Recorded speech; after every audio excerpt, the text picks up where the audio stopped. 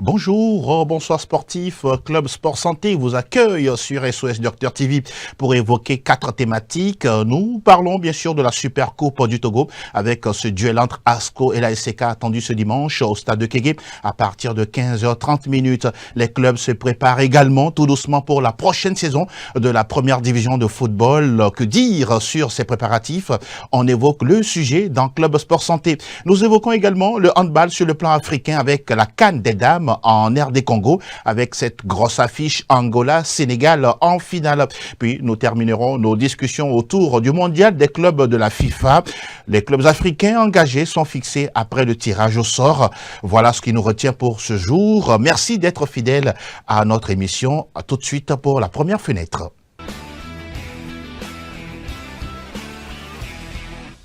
Foot national et surtout la Super Coupe du Togo avec cette équipe de la SCK qui travaille beaucoup plus dans l'ombre et qui s'intéresse également à tout ce qu'il se fait en matière de compétition, notamment la Super Coupe qu'elle va disputer.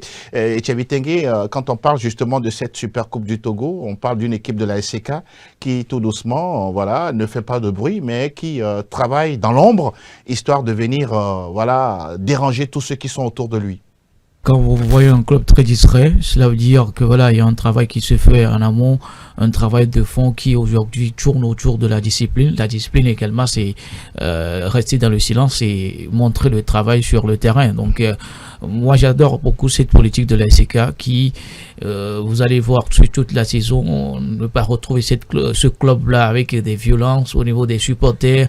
Il y a tel arbitre à enrager. Non, vous n'allez jamais entendre cela au niveau de la SCK. Donc vivement que les autres équipes puissent copier ce qui est bon, parce qu'au Togo on n'aime pas copier ce qui est bon. Ah voilà. Parlons toujours de cette Super Coupe du Togo, parce que là, on parle du champion au niveau de la D1 et puis le vainqueur de la Coupe nationale. Quand on regarde un peu dans votre état-major, qu'est-ce qui revient souvent dans cette discussion par rapport à ce match de demain? Par rapport à ce match de demain, il n'y a rien de nouveau. C'est la motivation, c'est la détermination. Vous savez, à un moment, sans prétention aucune, quand les joueurs sont habitués à un certain rythme, il n'y a plus beaucoup de mots à placer. Le reste du travail, c'est sur le terrain. Maintenant, c'est vrai que les gens voient plus... une entente peut-être, c'est ce que les gens disent en championnat. On se demande pourquoi ASCO et SCK tout le temps c'est les matchs nuls. Mais en même temps la vérité sort quand on est en coupe. Quand on est en coupe aujourd'hui, cette étiquette de ASCK équipe de coupe est collée un peu au club, au chauffeur de la COSA. C'est vrai que ça peut être une pression, mais les joueurs aujourd'hui savent ce qu'ils ont à faire. Il y a un nouveau coach qui est arrivé et donc les objectifs restent les mêmes, même si c'est un nouveau coach qui a fait sa première séance d'entraînement avec tout le groupe au complet ce matin, juste avant la veille de la finale. Les dirigeants ont déjà placé les mots qu'il faut.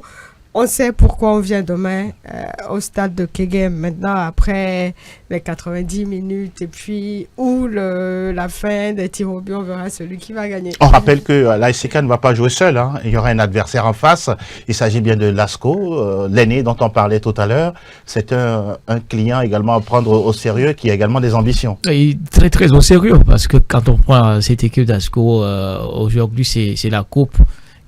On ne parle pas du championnat. Le championnat, on sait que voilà, c'est le des cartes d'or quand on lance la saison, mais au niveau du coupe, ça ne marche pas trop. Donc, pour moi, c'est un adversaire à prendre au sérieux par la SCK parce qu'il y aura peut-être une revanche entre guillemets parce que.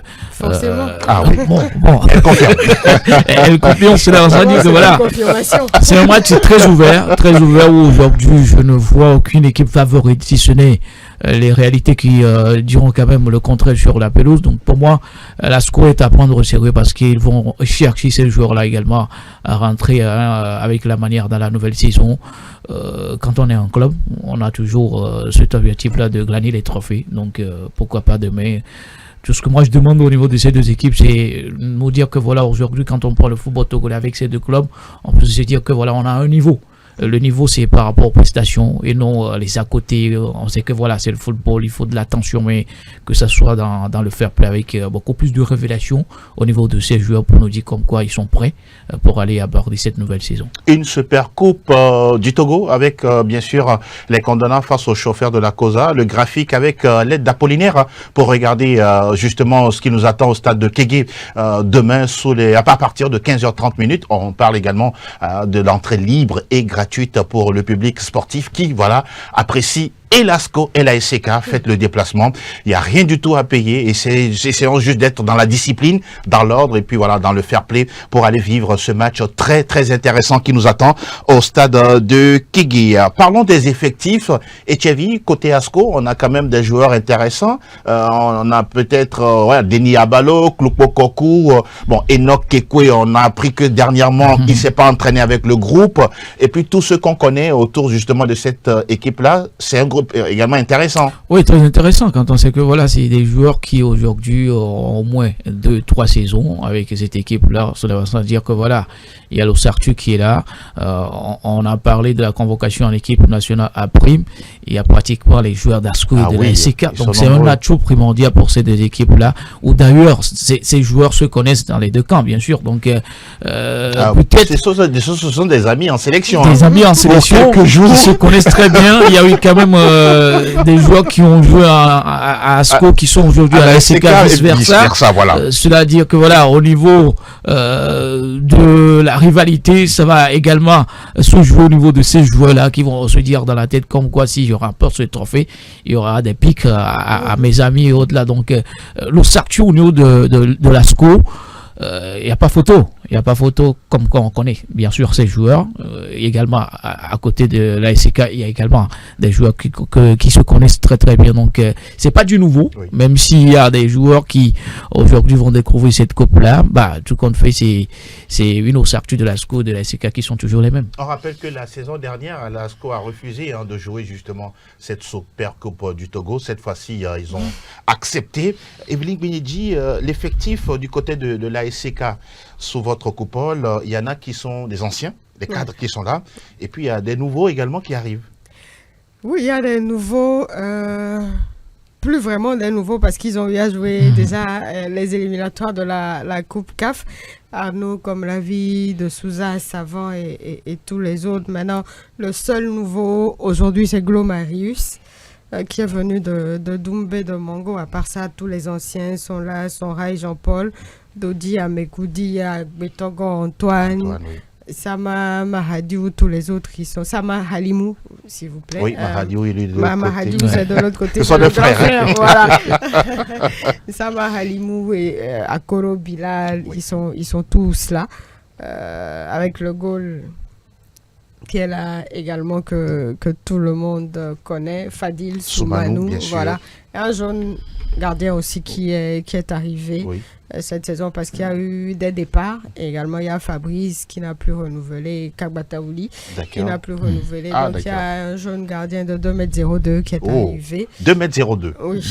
Intéressant. Qui est arrivé, qui va faire ses gammes au fur et à mesure que la saison avance. Sinon, à part ça, c'est le groupe habituel de la SCK. Ceux qui ont joué les préliminaires de la Coupe CAF, ils sont tous là. Un groupe motivé. Oui, motivé comme d'habitude, parce qu'il n'y a pas question de baisser les bras. La dernière fois que la SCK a pris la Supercoupe, c'était en 2019. Exact. Face à Maranatha de Furbo. Il y a eu les 2 dernières saisons où on n'a pas joué face au refus de l'adversaire. Oui. Maintenant, heureusement que cette année, la Supercoupe tient. On sera là demain, on verra ce qui va se passer. Voilà, vous avez parlé d'un groupe motivé, du discours qui n'a pas forcément changé avec les dirigeants. Mais aussi, l'actualité ou la nouvelle, c'est qu'on a un nouveau coach. Sinon, qu'on connaît tous bien, Ameto Kodomen King, qui arrive au chevet justement des chauffeurs.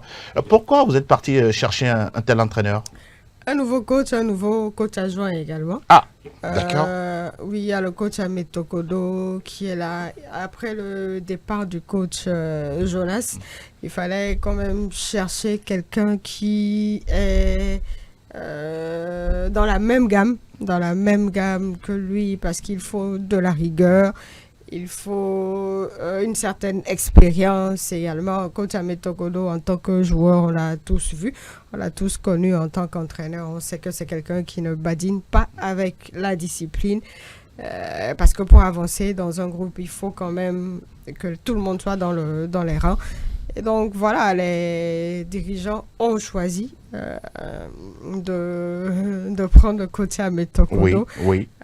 Après, bien sûr, l'arrivée du coach adjoint Kembe Amako. Amako, d'accord. Voilà, l'ancien de CACAD, non? Voilà, exactement. Qui est là également. Les gens se posent la question, pourquoi deux coachs de presque même niveau au sein du club? Vous savez, coach Ahmed Tokodo, jusque-là, il est sélectionneur des U20.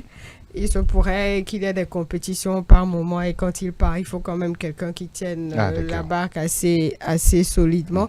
Et donc voilà pourquoi cette année, le coach adjoint, ça a un peu changé. Mais c'est les mêmes objectifs, c'est les mêmes ambitions. Ce qui est curieux, c'est que le coach Ahmed Tokodo vise de doubler. À part la coupe, il veut également prendre cette super coupe pour un doublé pour la SK. Oui, vous savez, chaque coach, chaque personne a ses ambitions, a ses objectifs. Maintenant, il vient dans un club. Lui-même, il a dit en interview, je sais que le club est très attendu. Il avait dit à son arrivée. Maintenant, avant qu'il ne vienne, le club a été plusieurs fois vice-champion. Exact. Le club a raflé des coupes. Je ne pense pas qu'il va vouloir faire réception. Voilà. Maintenant, il a fait ASCO également. Oui. C'est là où la rivalité va être encore un peu plus épicée. Exactement. On verra demain.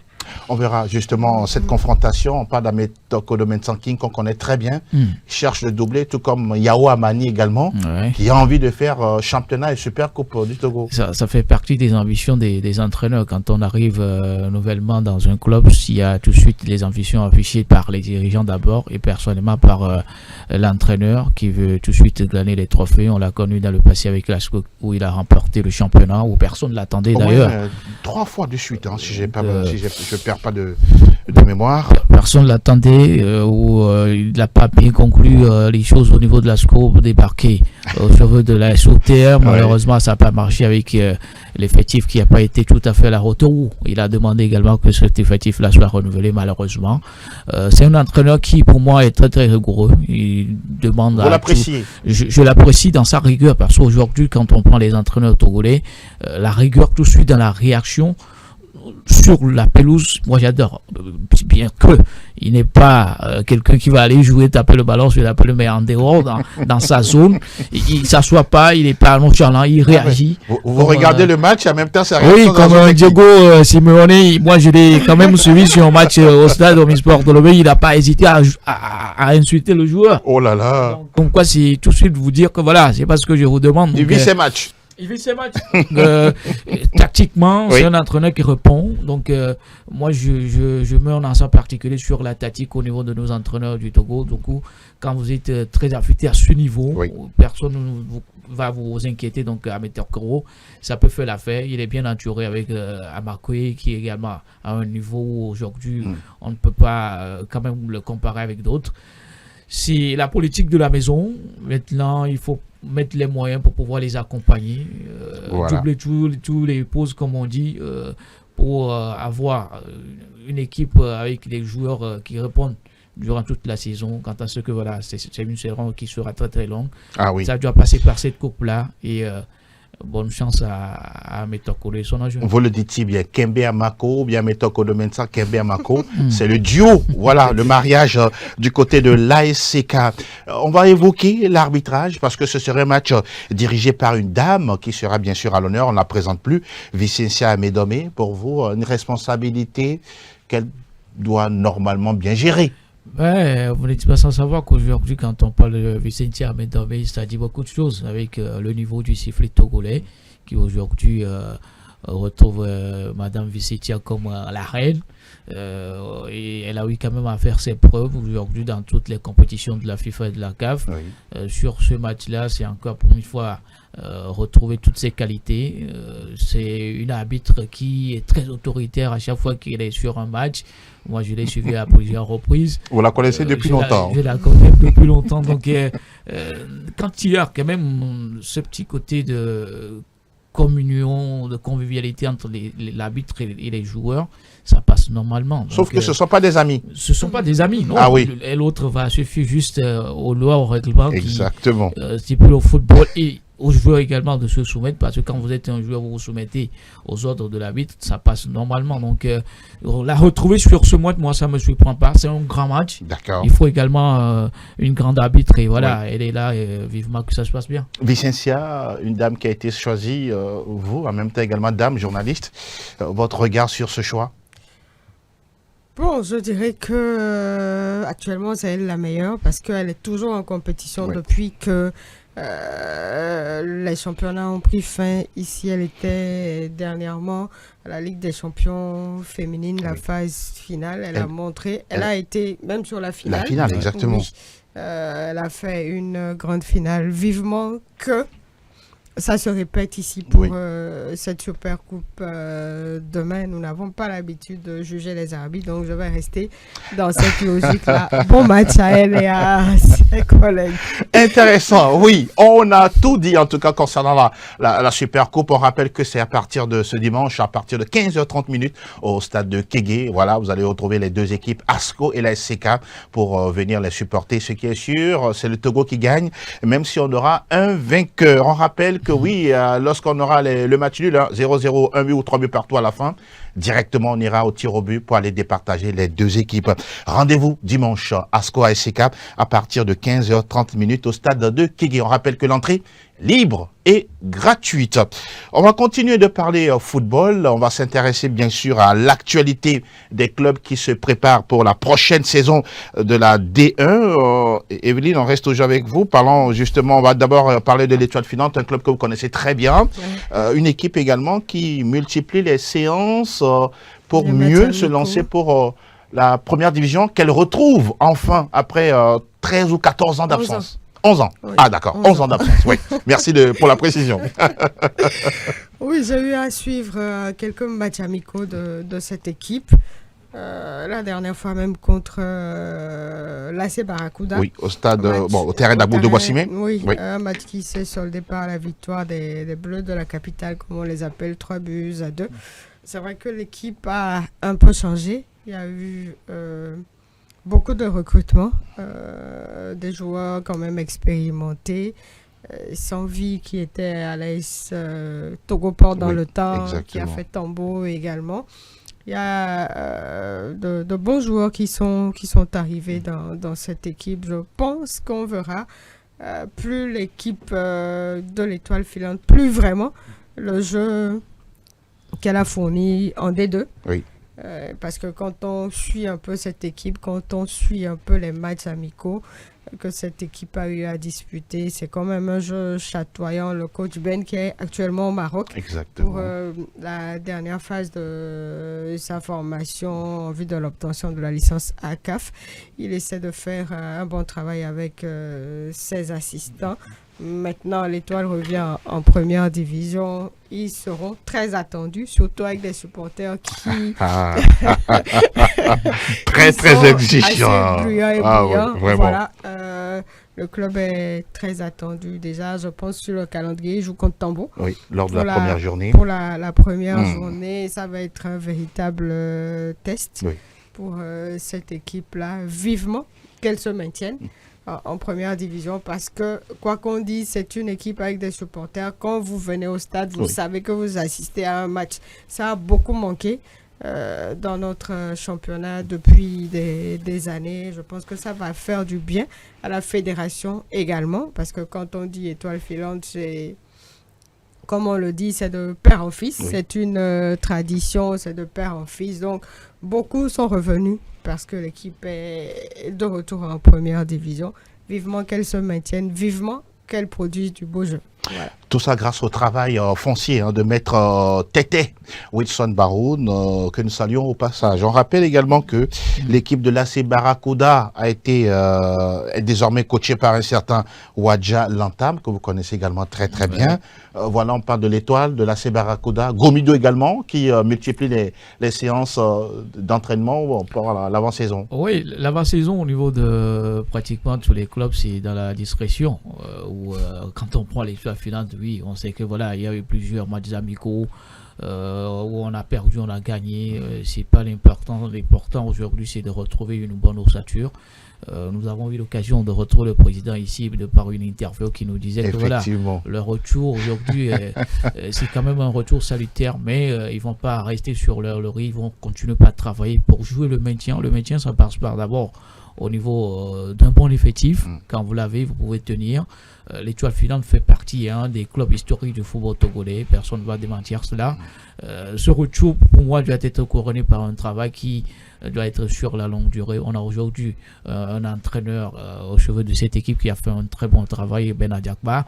Mais c'est un entraîneur qui, pour moi, dans sa tactique de jeu, mise pas trop sur un football chatoyant. C'est d'abord tenir bon au niveau de la défense. Et le résultat à la fin. Et le résultat à la fin, il faut les jouer pour. Quand on a une tactique en place comme ça, vous préférez le football, le beau. Le beau football aujourd'hui, avec la modernisation du football, ça demande, mais n'empêche. En même temps, en D2, le beau football, ça n'a pas toujours payé.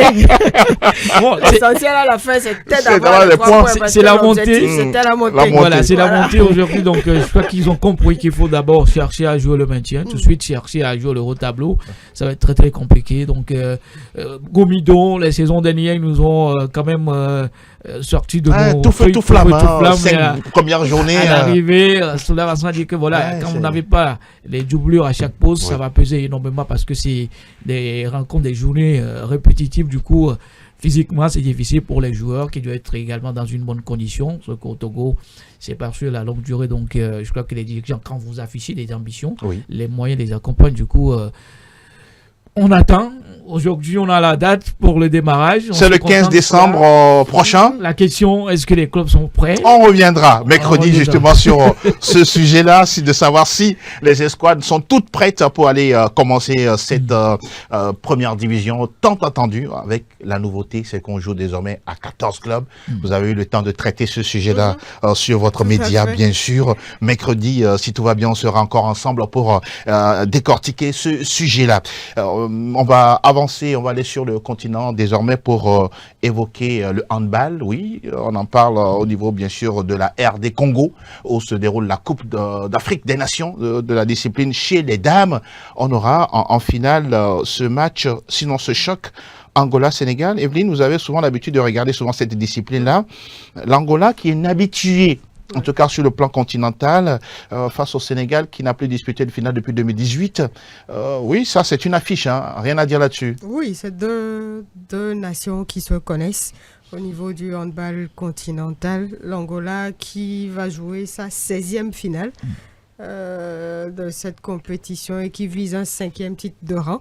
C'est pas donné face à une équipe sénégalaise très revancharde. J'ai eu à suivre 2-3 matchs de cette CAN. C'est une belle équipe du Sénégal. Maintenant, face aux Angolaises, c'est une autre paire de manches. Demain, ça va être une belle partie, mais avantage quand même aux Angolaises. Je dirais que les Sénégalaises, elles n'ont pas à rougir. Oui. Parce que vu leur parcours, elles ont montré de très belles choses. Maintenant, face à l'ogre de l'Angola, elles vont se battre. S'il y a de la place, elles vont gagner. Ça sera une belle consécration pour elles.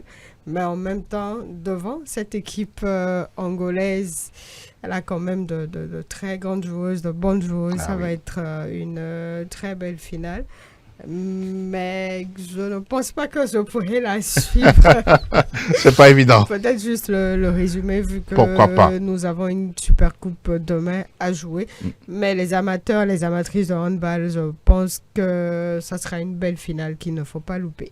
Et on comprend que vous penchez pour l'Angola, hein. Ça se comprend parce que... Non, je n'ai pas de parti pris. Quand on voit cette équipe angolaise, c'est un peu comme au basket aussi, l'Angola. Effectivement. Quand elles viennent sur le terrain, c'est une autre paire de manches. Maintenant, les Sénégalaises, je les ai vues jouer. C'est pour la première fois. J'ai vu cette équipe... sénégalaises de handball jouer, elles ont montré de bonnes choses également. Je n'ai pas de De parti pris, là. Je n'ai Faites pas tout de le parti pris. Je D'accord. dis juste que l'Angola n'a pas favori. C'est bien noté. On rappelle que cette équipe angolaise est tellement redoutable. Oui, vous parliez d'un 5e titre d'affilée à aller chercher. Ce n'est pas rien du tout. Le Sénégal également qui ambitionne de briser un tant soit peu la suprématie angolaise. Mais bien évidemment, quand il va en finale à trois reprises, ce sera la troisième, bien Oui. sûr. Donc, on va se référer au passé comme qu'on était prêt du trophée. Mais voilà, se trouvent également des adversaires qui aujourd'hui sont sur le premier plan. Quand on prend l'Angola, on n'est pas un pays seulement qu'en football. N'est-ce pas? Oui, quand on prend l'Angola, en football, ils sont présents. Au niveau du basket, que ce soit masculin ou féminin, ils sont présents. Le handball également. C'est mon travail, c'est une organisation, une politique sportive qui met tout cela en pratique par rapport aux résultats. Donc, être tout le temps sur le choix du hand africain. Bon, peut-être pour cette fois-ci retrouver le Sénégal, qui a également des atouts quand on prend Belisco, la gardienne, et Sagna, la buteuse. Oui. C'est des atouts sur qui le Sénégal peut compter. Malheureusement, déjà avec le statut de champion au niveau de l'Angola, peut-être Elles ont l'habitude. Elles ont l'habitude, il Voilà. vient à dire là-dessus, où ça tourne beaucoup plus au niveau de l'Angola, mais n'empêche, on est dans une finale, comme on dit, une finale, ça se gagne. Donc, ça se gagne. il faut aussi préparer pour. Et je crois que le Sénégal, aujourd'hui, avec tout ce que ces joueuses de hand nous ont produit tout au long de la compétition, elles sont capables d'aller tout simplement déjouer les pronostics face à cette formation angolaise qui, pour moi, est l'équipe favorite. Mais attention, le Sénégal également à sa part de chance. Vous le dites si bien, le Sénégal qui croise l'Angola sous les coups de 19h pour la grande finale. Et la petite finale oppose l'Égypte à la Tunisie. Voilà, à partir de 16h30. Tout ça se déroule à Kinshasa, en République démocratique du Congo. On va aborder le dernier sujet de notre mag pour parler bien sûr du mondial des clubs. Le tirage au sort effectué jeudi dernier du côté des États-Unis avec ce qu'on connaît pour les différents clubs africains. Vous avez suivi tout ça? Oui, on avait dit la dernière fois, que peuvent-ils faire ces clubs africains? Là, maintenant, ils sont situés par rapport à leurs adversaires. Oui, mais même s'ils sont situés, voilà, il y a quand même des équipes qui aujourd'hui retrouvent un peu... bon, quand on prend Miami avec Al-Ali, ça peut passer. N'est-ce pas? Ça peut passer. Ça peut passer. Ça peut passer. Du coup, pour les autres, avec Chelsea et autres. Donc, l'essentiel, c'est d'y participer, même si c'est la rénovation avec des équipes africaines qui, moi, j'avais déploré la fois dernière, qui n'était pas tout à fait le nombre nécessaire. Mais tout compte fait, c'est une opportunité pour ces équipes-là d'aller faire révéler des joueurs. Quand on prend Mamelodi Sundowns avec un joueur aujourd'hui, Moko Feng, je crois, qui a une palette technique pas possible, qui est, pour moi, je le compare à Neymar, avec tout ce qu'il possède comme qualité technique. C'est l'occasion d'aller se découvrir beaucoup plus pour pourquoi retrouver un club. Il a quand même les atouts, donc c'est un lobbying pour ces clubs-là.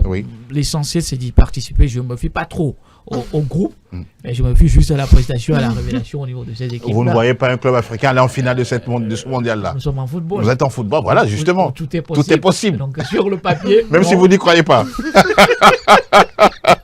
Evelyne, pour l'actualité justement de ces clubs africains dans ce mondial de FIFA, on rappelle que le format a été changé, on a augmenté le nombre de clubs et là maintenant ça va se jouer aux États-Unis, on parle de beaucoup plus de chaleur et tout. Bon, parlons justement des Africains pour vous, que sont-ils capables d'aller faire dans cette compétition?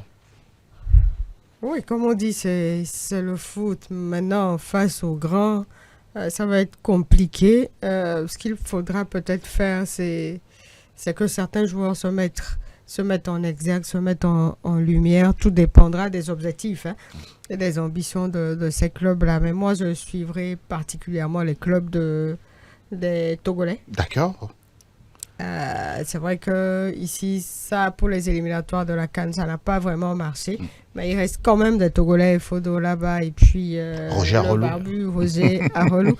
Voilà, une bonne participation à ce mondial des clubs. Là, je pense que ça leur ouvrira des portes. Ça leur permettra quand même d'écrire leur nom dans l'histoire de cette compétition. Et s'il y a de la place pour faire de bonnes choses, pourquoi pas.